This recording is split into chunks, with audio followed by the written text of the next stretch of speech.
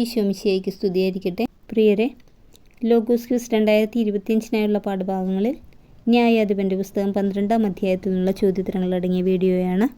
വീഡിയോയെക്കുറിച്ചുള്ള നിങ്ങളുടെ അഭിപ്രായങ്ങൾ കമൻറ്റ് ബോക്സിൽ രേഖപ്പെടുത്തണേ. ഒന്നാമത്തെ ചോദ്യം: അമ്മോന്യരോട് യുദ്ധം ചെയ്യാൻ നീ അതിർത്തി കടന്നപ്പോൾ നിന്നോടൊപ്പം വരാൻ ഞങ്ങളെയും വിളിക്കാഞ്ഞത് എന്തുകൊണ്ട്? ആരോട് ചോദിച്ചു? ഉത്തരം: എഫ്രായിംകാർ ജെഫ്തായോട്. രണ്ടാമത്തെ ചോദ്യം: ആരോട് യുദ്ധം ചെയ്യാൻ നീ അതിർത്തി കടന്നപ്പോൾ നിന്നോടൊപ്പം വരാൻ ഞങ്ങളെ വിളിക്കാഞ്ഞതെന്ത് എന്നാണ് എഫ്രായിംകാർ ജെഫ്തായോട് പറഞ്ഞത്? ഉത്തരം: അമ്മോന്യരോട്. മൂന്നാമത്തെ ചോദ്യം: അമ്മോന്യരോട് യുദ്ധം ചെയ്യാൻ നീ അതിർത്തി കടന്നപ്പോൾ നിന്നോടൊപ്പം വരാൻ ഞങ്ങളെ വിളിക്കാഞ്ഞത് എന്തുകൊണ്ട് എന്ന് ജെഫ്തായോട് ചോദിച്ചത് ആര്? ഉത്തരം: എഫ്രായിംകാർ. നാലാമത്തെ ചോദ്യം: നിന്നെയും നിന്റെ ഭവനത്തെയും ഞങ്ങൾ അഗ്നിക്കിരയാക്കുമെന്ന് ജെഫ്തായോട് പറഞ്ഞതാര്? ഉത്തരം: എഫ്രായിംകാർ. അഞ്ചാമത്തെ ചോദ്യം: എന്തുകൊണ്ടാണ് എഫ്രായിംകാർ നിന്നെയും നിന്റെ ഭവനത്തെയും ഞങ്ങൾ അഗ്നിക്കിരയാക്കുമെന്ന് ജെഫ്തായോട് പറഞ്ഞത്? ഉത്തരം: അമ്മോന്യരോട് യുദ്ധം ചെയ്യാൻ അതിർത്തി കടന്നപ്പോൾ വിളിക്കാഞ്ഞതുകൊണ്ട്. ആറാമത്തെ ചോദ്യം: ജെഫ്ത അമ്മോന്യരുമായി കലഹത്തിലായപ്പോൾ സഹായിക്കാതിരുന്നതാര്? ഉത്തരം: എഫ്രായിംകാർ. ഏഴാമത്തെ ചോദ്യം: ആരാണ് അമ്മോന്യരെ എൻ്റെ കയ്യിൽ ഏൽപ്പിച്ചത് എന്നാണ് ജെഫ്ത എഫ്രായിംകാരോട് പറഞ്ഞത്? ഉത്തരം: കർത്താവ്. എട്ടാമത്തെ ചോദ്യം: ജെഫ്ത ആരെയെല്ലാം ഒന്നിച്ചു കൂട്ടിയാണ് എഫ്രായിമിനോട് യുദ്ധം ചെയ്തത്? ഉത്തരം: ഗിലെയാദുകാരെയെല്ലാം. ഒൻപതാമത്തെ ചോദ്യം: ഗിലെയാദുകാർ എഫ്രായിമിൻ്റെയും മനാസയുടെയും ഇടയിൽ വെറും അഭയാർത്ഥികളാണെന്ന് പറഞ്ഞതാര്? ഉത്തരം: എഫ്രായിംകാർ. പത്താമത്തെ ചോദ്യം: ഗിലെയാദുകാർ ആരുടെയെല്ലാം ഇടയിൽ വെറും അഭയാർത്ഥികളാണെന്നാണ് എഫ്രായിംകാർ പറഞ്ഞത്? ഉത്തരം: എഫ്രായിമിൻ്റെയും മനാസയുടെയും ഇടയിൽ. 11ാമത്തെ ചോദ്യം: എഫ്രായിമിൻ്റെയും മനാസയുടെയും ഇടയിൽ വെറും അഭയാർത്ഥികളാണെന്ന് എഫ്രായിംകാർ പറഞ്ഞത് ആരെക്കുറിച്ചാണ്? ഉത്തരം: ഗിലെയാദുകാരെക്കുറിച്ച്.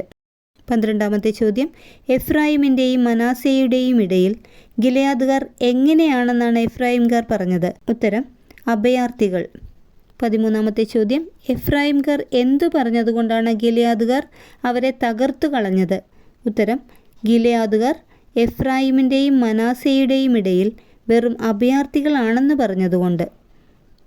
14ാമത്തെ ചോദ്യം: എഫ്രായിംകാരോടെതിർത്ത് ഗിലെയാദുകാർ എന്തിൻ്റെ കടവുകളാണ് പിടിച്ചെടുത്തത്? ഉത്തരം: ജോർദാൻ്റെ കടവുകൾ. 15ാമത്തെ ചോദ്യം: ആരോടെതിർത്താണ് ഗിലെയാദുകാർ ജോർദാൻ്റെ കടവുകൾ പിടിച്ചെടുത്തത്? ഉത്തരം: എഫ്രായിംകാരോടെതിർത്ത്. 16ാമത്തെ ചോദ്യം: എഫ്രായിംകാരോടെതിർത്ത് ആരാണ് ജോർദാൻ്റെ കടവുകൾ പിടിച്ചെടുത്തത്? ഉത്തരം: ഗിലെയാദുകാർ. 17ാമത്തെ ചോദ്യം: എഫ്രായിമിൽ നിന്ന് ഒരു അഭയാർത്ഥി ഓടിപ്പോകുമ്പോൾ അക്കരയ്ക്ക് പോയിക്കൊള്ളട്ടെ എന്ന് ചോദിച്ചാൽ ഗിലെയാദുകാർ ചോദിക്കുന്നതെന്ത്? ഉത്തരം: നീ ഒരു എഫ്രായിംകാരനോ എന്ന്. 18ാമത്തെ ചോദ്യം: എഫ്രായിമിൽ നിന്ന് ഒരു അഭയാർത്ഥി എപ്പോഴെങ്കിലും ഓടിപ്പോകുമ്പോൾ നീ ഒരു എഫ്രായിംകാരനോ എന്ന് ചോദിക്കുന്നതാര്? ഉത്തരം: ഗിലെയാദുകാർ. 19ാമത്തെ ചോദ്യം: എഫ്രായിമിൽ നിന്ന് ഓടിപ്പോകുന്ന അഭയാർത്ഥിയോട് നീ ഒരു എഫ്രായിംകാരനോ എന്ന് ചോദിക്കുമ്പോൾ അല്ല എന്ന് പറയുന്നവനോട് എന്ത് ഉച്ചരിക്കാനാണ് ഗിലെയാദുകാർ പറയുന്നത്? ഉത്തരം: ഷിബ്ബോലത്ത് എന്ന്. 20ാമത്തെ ചോദ്യം: എഫ്രായിമിൽ നിന്ന് ഓടിപ്പോകുന്ന അഭയാർത്ഥിയോട് ഗിലെയാദുകാർ ഷിബ്ബോലത്ത് എന്ന് ഉച്ചരിക്കാൻ പറയുമ്പോൾ എങ്ങനെ തെറ്റായി ഉച്ചരിക്കുന്നവരെയാണ് ജോർദാൻ്റെ കടവുകളിൽ വെച്ച് കൊല്ലുന്നത്? ഉത്തരം: സിബ്ബോലത്ത് എന്ന്. 21ാമത്തെ ചോദ്യം: എഫ്രായിമിൽ നിന്ന് ഓടിപ്പോകുന്ന അഭയാർത്ഥികൾ ഷിബ്ബോലത്ത് എന്ന് ഉച്ചരിക്കുന്നതിന് പകരം സിബ്ബോലത്ത് എന്ന് പറഞ്ഞാൽ അവനെ എവിടെ വെച്ചാണ് കൊന്നുകളയുന്നത്? ഉത്തരം: ജോർദാൻ്റെ കടവുകളിൽ വെച്ച്. 22ാമത്തെ ചോദ്യം: ഷിബ്ബോലത്ത് എന്ന് ശരിയായി ഉച്ചരിക്കാത്ത എഫ്രായിമിൽ നിന്നുള്ള എത്ര അഭയാർത്ഥികളാണ് അന്നാളുകളിൽ കൊല്ലപ്പെട്ടത്? ഉത്തരം: 42,000. 23ാമത്തെ ചോദ്യം: ജെഫ്ത ഇസ്രായേലിൽ എത്ര വർഷം ന്യായപാലനം നടത്തി? ഉത്തരം: 6 വർഷം. 24ാമത്തെ ചോദ്യം: ജെഫ്ത സ്വന്തം പട്ടണമായ എവിടെയാണ് അടക്കപ്പെട്ടത്? ഉത്തരം: ഗിലെയാദിൽ.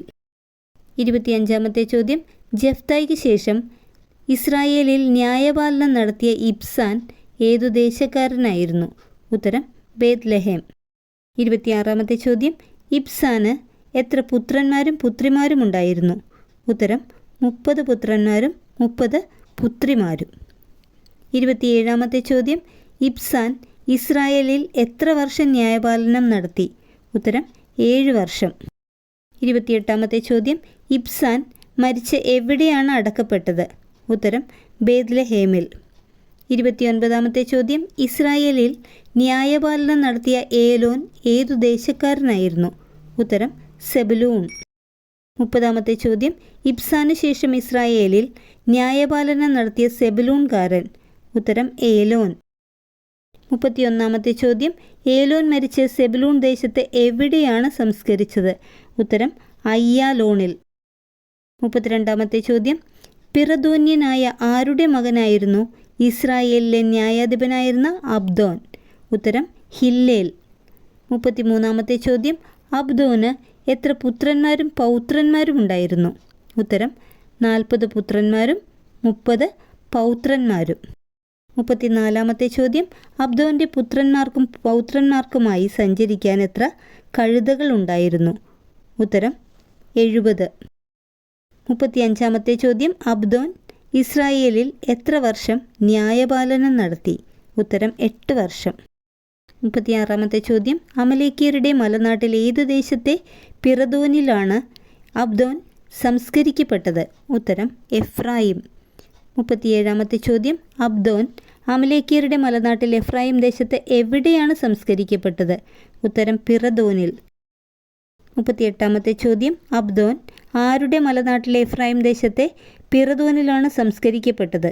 ഉത്തരം അമലേക്യരുടെ. Thank you.